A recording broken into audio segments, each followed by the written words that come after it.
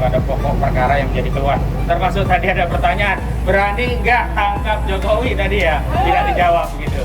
Nah, ya tadi ya.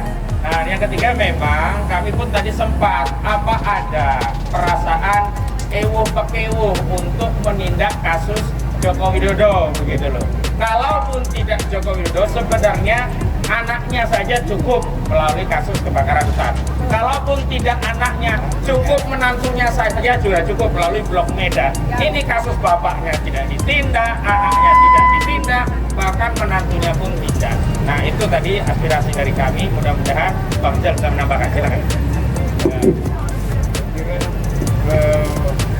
Masalah Jokowi itu menjadi fokus, kan? Sebagaimana aspirasi kita semua sebenarnya, kan? bahwa keberanian KPK itu sebetulnya indikatornya adalah keberanian menyentuh Jokowi dan keluarganya. Karena Jokowi itu bukan hanya korupsi, tapi juga kolusi, juga nepotisme. Jadi KKN itu yang paling merusak tatanan kenegaraan. Oleh karena itu harus segera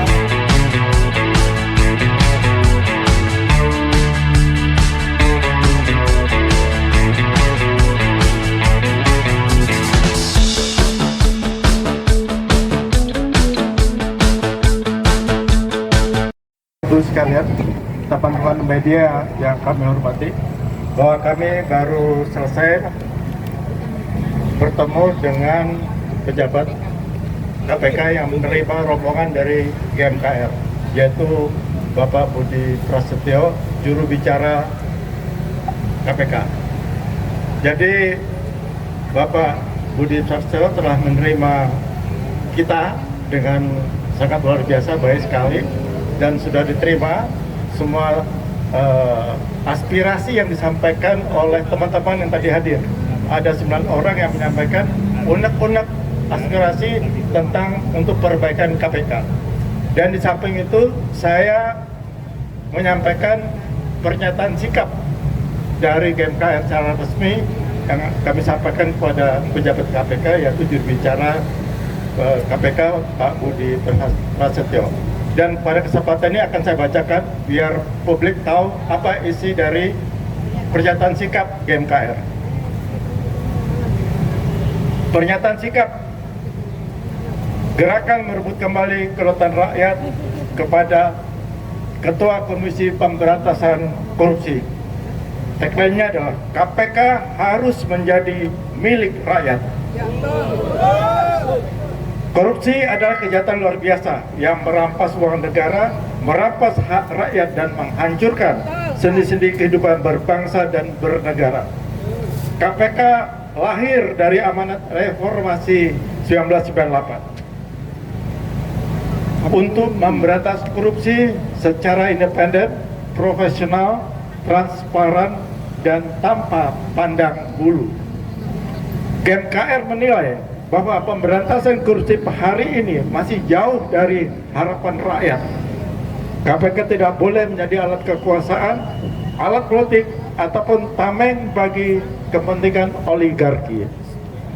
Atas dasar hal tersebut, GMKR menyatakan sikap sebagai berikut. Yang pertama, kembalikan KPK pada amanat reformasi. KPK harus independen dan bebas intervensi kekuasaan, partai politik maupun oligarki. Kedua, tuntaskan dugaan korupsi oligarki yang melibatkan mantan Presiden Jokowi dan keluarga.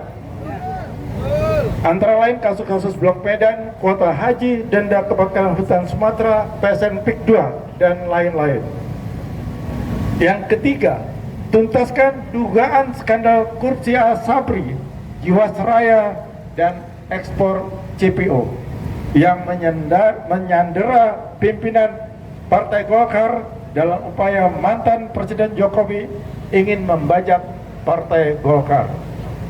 Kelima, menuntut pemerintah dan DPR untuk memulihkan pelemahan KPK yang telah dilakukan dengan menetapkan Undang-Undang KPK nomor 19 tahun 2019 untuk mengembalikan kepercayaan masyarakat melalui reformasi internal yang nyata, bukan sekedar slogan maupun pencitraan.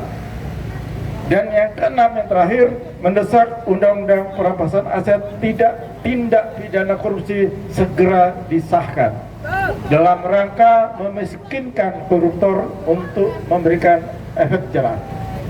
Jakarta 10 Agustus 2026. Itu yang tadi kami sampaikan pada juru bicara KPK Bapak Budi Prasetyo. Dan kemudian dari teman-teman ada 9 orang yang berbicara menambahkan informasi untuk perbaikan KPK. Mungkin dimulai dari siapa? Anu silakan. Pak. Baik, bismillahirrahmanirrahim. Assalamualaikum warahmatullahi wabarakatuh. Waalaikumsalam. Terima kasih. Tadi pimpinan KPK diwakili oleh juru bicara KPK Pak Budi Prasetyo yang menerima kami dengan baik, dan kami teringat peristiwa yang lalu saat kami bersama almarhum Rizal Ramli, juga Pak Amin Rais, juga sejumlah tokoh senior yang sempat minta audiensi tapi tidak ditemui oleh satupun perwakilan pimpinan KPK. Dan hari ini saya kira ini merupakan satu apresiasi kepada kita. Hanya saja itu tidak berarti akan mengecilkan atau menghilangkan kritik kita kepada KPK. Yang kedua, kami tadi juga sudah menerima penjelasan dari KPK. Walaupun demikian juga kami tetap memberikan kritikan terhadap apa yang dijelaskan oleh KPK. Karena apa yang dijelaskan KPK sebagiannya memang normatif gitu. Dan itu sering kami terima secara berulang dari pejabat-pejabat publik lainnya. Dan kami tahu karena juru bicara yang bicara tentu standar menjawabnya juga sesuai dengan standar juru bicara, sehingga tidak berani untuk masuk kepada pokok perkara yang menjadi keluhan. Termasuk tadi ada pertanyaan, berani nggak tangkap Jokowi tadi ya? Tidak dijawab gitu. Ya tadi ya. Nah, yang ketiga memang kami pun tadi sempat ada perasaan ewuh-pekewuh untuk menindak kasus Joko Widodo begitu loh. Kalaupun tidak Joko Widodo, sebenarnya anaknya saja cukup melalui kasus kebakaran hutan.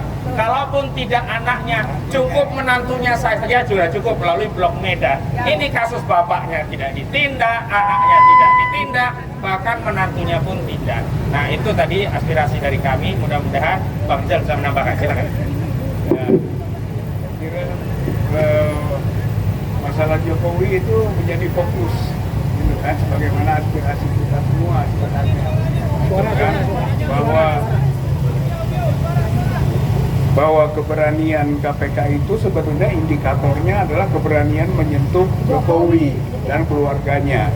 Karena Jokowi itu bukan hanya korupsi, tapi juga kolusi, juga nepotisme.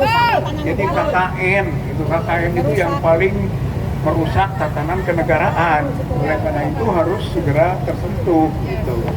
Nah, Jokowi ini memang bapak korupsi Indonesia. BKI atau pelopor korupsi Indonesia, PKI gitu ya. Memang dia sudah punya detail yang sudah dilabelkan pada dirinya. Bahkan dunia juga sudah memberikan predikat finalis tokoh korupsi dan kriminalisasi, organized crime, organisasi yang kriminal yang terorganisasi gitu ya, organized crime ya, jadi terorganisasi. Jadi dunia juga sudah baca gitu. Nah, tadi saya ikut menyampaikan sebenarnya Jokowi ini sejak jadi wali kota sudah jadi koruptor gitu. Kemudian jadi gubernur korupsi, apalagi ketika jadi presiden itu kan lebih banyak lagi korupsinya. Sekarang saja gitu kan dia kekayaannya tidak terbatas, angka kekayaan atau uangnya tidak berseri. Banker-banker sudah disebut-sebutkan, bisa kemana-mana, bisa membeli partai politik. Berarti memang dia itu dari mana duitnya? Maka KPK harusnya memeriksa, gitu kan, bantu BPK, bantu PPATK, gitu. Jadi sejak mulai jadi wali kota dia korupsi dan itu sudah tercium kemana-mana, gitu. Apalagi ketika jadi gubernur maupun jadi presiden, ya kan. Jadi oleh karena itu alangkah anehnya seorang Jokowi yang bukan jadi presiden lagi, yang sudah sama statusnya dengan kita-kita rakyat ini, tidak tersentuh. Itu. Jadi kita mendesak KPK dibantu BPK, dibantu PPATK, periksa harta kekayaan Jokowi. Karena Jokowi ini diduga bapak korupsi Indonesia atau pelopor korupsi Indonesia, BPI atau PKI. Oleh karena itu, mari kita bersama rakyat Indonesia ini mendesak, bergerak lagi untuk membongkar korupsi Joko Widodo, anaknya, keluarganya, pokoknya seluruh anggota keluarga dia. Insya Allah mulai dari Jokowi. Pemberantasan korupsi mulai dari Jokowi, baru ke yang lain-lainnya. Terima kasih. Assalamualaikum warahmatullahi wabarakatuh. Siapa?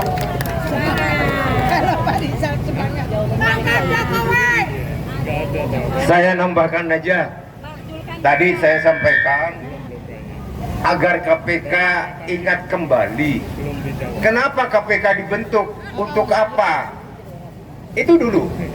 Kalau itu kembali, maka KPK akan bekerja sesuai harapan. Yang kedua, temuan PPATK bahwa semua proyek strategis nasional zaman Joko Widodo itu 36% tidak jelas. Nah, mestinya temuan PPATK itu langsung dilanjutkan oleh KPK.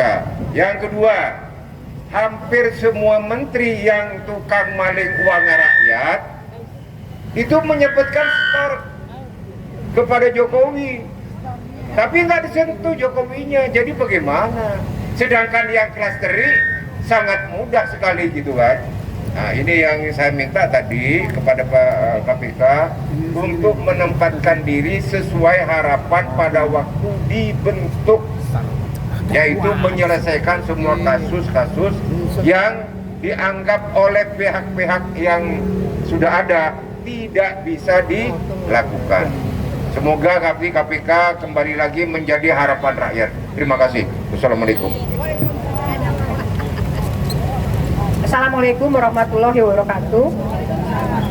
Alhamdulillah tadi saya sudah ikut di dalam, dan saya hanya menyampaikan kepada KPK, apakah para terdakwa yang sudah menyebutkan nama Jokowi bukan merupakan alat bukti. Itu yang saya pertanyakan. Dan saya ingin KPK itu menyentuh Jokowi, karena Jokowi bukan siapa-siapa lagi. Dia sama dengan kita kedudukannya, yaitu menjadi rakyat yang sama, hukum yang sama berlaku untuk Jokowi. Jadi kalau memang KPK ingin berpihak kepada rakyat, tangkaplah Jokowi. Rakyat akan bersama KPK untuk membacking KPK, mendukung KPK untuk mengadili Jokowi. Jangan pernah takut untuk membersihkan segala kejahatan Jokowi. Sudah jelas yang tadi kami sampaikan, dari mulai Solo, gubernur dan presiden.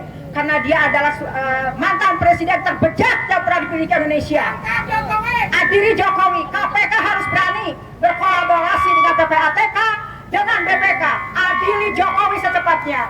Dan tadi saya di dalam meminta kepada wakil dari KPK untuk memberikan jawaban secepatnya atas pernyataan sikap yang kita pertanyakan hari ini.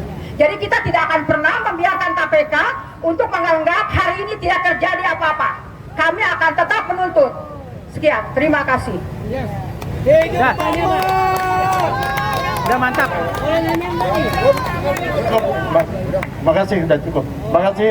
Dan bagi teman-teman sekalian, Bapak Ibu yang ikut dalam aksi konvoi kebangsaan, kami dari Presidium Nasional GMKR mengucapkan terima kasih sebanyak-banyaknya, sebesar-besarnya, dan mohon maaf bila ada hal yang kurang berkenan, dan terutama kepada teman-teman rekan media, terima kasih yang luar biasa yang telah menyertai kami, membersamai kami untuk kita memviralkan peristiwa hari ini, agar peristiwa ini bisa didengar oleh seluruh publik di Indonesia. Terima kasih, mohon maaf, wassalamualaikum warahmatullahi wabarakatuh.